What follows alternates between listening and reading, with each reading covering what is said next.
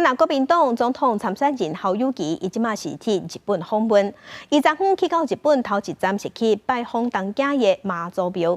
侯友宜伫日本的时有讲到两岸关系，伊是发出台湾安全、日本安心、台海安定的口号。侯友宜伫今仔日卖去拜会日本的前首相麻生太郎。侯友宜动算，侯友宜动算。侨胞大城化当选，国民党总统参选人侯友宜7月31日中到日本，就受到热烈欢迎。3天访日，尤其一路第一站就直接去新疆中心东京妈祖庙。一拜。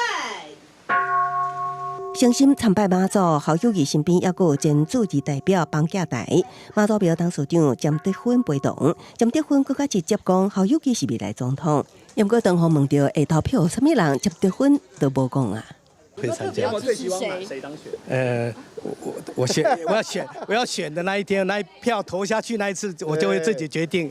甲众议员也是李华坤代理干事长的李浩时握手致辞，侯友宜甲十华会国会议员交流。李华坤会长古乌贵司因为确诊无出席，就连几下摆将准有撤台湾选情的日本政治学者小丽袁先生也有误会。我这一次来到国会跟议员沟通，展现。